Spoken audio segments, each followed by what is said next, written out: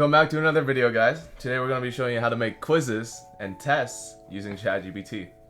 This can be very helpful if you have an exam or a test or a quiz coming up, or you just want to learn the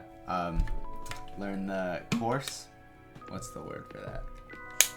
Material. Learn the material. If you want to learn, okay, we gotta cut that shit out. I look dumb. No. All right, just in case you want to learn the material.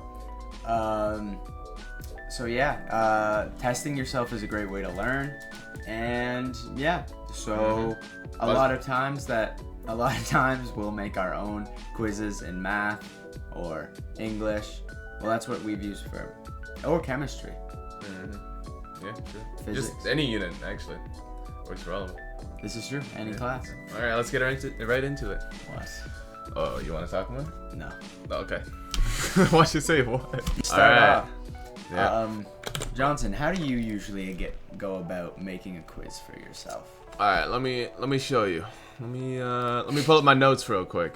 All right, look. So we get this note for commas, and then let's zoom in a bit so we can get all of it. Yep. And then, fun fact: Windows key Shift and S lets you do like a temporary screenshot where it just saves it to your Cache. Yeah, copy and paste it, and it doesn't actually save on your computer, so you don't have to go to delete it later.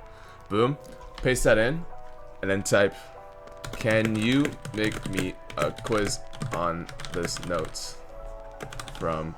You don't even need to say what class it is. If you have like all the content of your note in the picture, just say, "Can you make me a quiz on this note?" And you can be more specific on it. A 20-word, no, let's do 5 for example. 5-question quiz on this notes.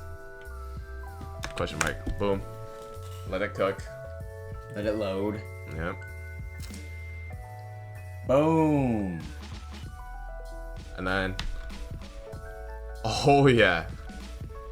And then it gives you questions based on these practice questions, or just based on the questions themselves. But it's better if you have practice questions on the note, because then it knows, how to. Okay, it has a template to make it on. Yeah. And sometimes you don't even need to use notes. Like for me, earlier this year when I was just reviewing factoring, I got it to make me a test on just random factoring questions, and then made it more specific to what I was struggling on, and by the end, aced the test. Fist bump me. Yeah. Boom. All right, now let's. An example of that. All right, hold up.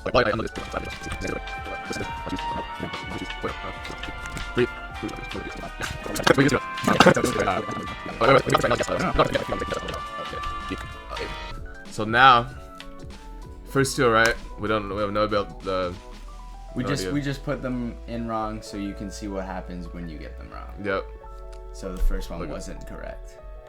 Oh shit. So first two. Wait. While I unload the dishwasher, comma. You make. No, well, yeah, after dishwasher, whatever. That's what I said. See. Whatever. So we got. Oh, okay, yeah. Sometimes it's stupid. Sometimes it doesn't. This is why you gotta check your work. Yeah. Okay. Anyway, now since we've gotten a few wrong and we know what we need to work on, we're just gonna ask GPT to quiz us on what we got wrong, to really get it to stick in our brain. Because if you already got it right, then there's no point in doing it again. So now there's a bunch of questions based off of what we got wrong, and now we can fixate on what we did wrong and continue to work on it. That's about it for English. Yep. Now, we also, if you don't have access to your notes, maybe your internet connection's not as strong as Johnson's and you don't get to play every video game on one ping. You can also just ask it general questions, like you can type, you can pass type, like what do you want me to create type? a general test on, I don't know, what's something we would on. We can just type in the quadratic formula. Oh yeah, true. You can also just type on like the course and then the unit you're in. That's true, but.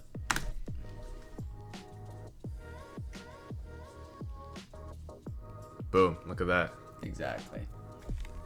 Now you have a bunch of practice questions to really reinforce what you need to know. Yep. But, again, make sure you test it and know what GPT did right and wrong. because it can get questions wrong and you may screw yourself over in the long run if this is your only way of studying and you don't double check your work. But yeah, You can make one for chemistry too, on specific units, like for example, create a test of, let's just do like a 3-question quiz on stoichiometry. How do you spell stoichiometry? Stoichiometry. And what's grade 11? Is it this? 3U. sure. Boom. Give it the unit and the course. And then since there's so much information on that unit and course probably out there, it'll already know how to make it. Like, look at this. Perfect. Oh, yeah. I remember this one, grade 11. Good old days. Good old days. Back when chemistry was fun. Yep. Alright, what's next? That's about it. Oh, that was fast. Yeah, that's really all you need to know. Yeah. It's a great way for you to practice. It's a great way.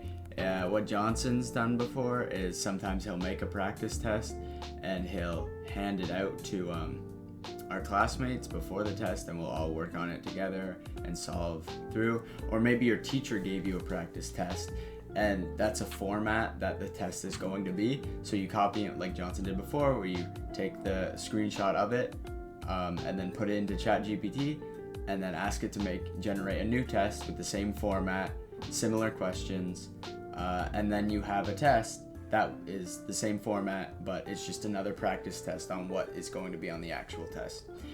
So yeah, the screenshotting and then inserting that into ChatGPT is definitely the most effective way of going about this, I find, at least personally. I think you only do that with GPT-4 though.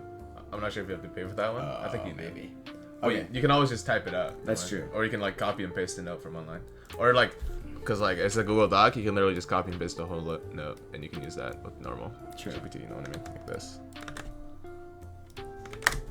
Yeah, this isn't, you don't need to pay for ChatGPT to use this or to make practice questions or quizzes. It will help and make it easier in some cases, but also, like Johnson said, just copy and paste your note in there. It'll work the exact same, or putting the unit that you're in and the course code, that will do the exact same thing. It's mostly just inserting images that will be different. So yeah. That's about it. Don't worry if you can't afford GPT, you can still use it really effectively to test yourself. So yeah, that's about it. Signing off. Okay, bro. Comment if you have any questions. Oh, thanks. Yep. And subscribe and follow and like the video. Yep, new video coming out next week after this one. All right, do your signing out. Signing out.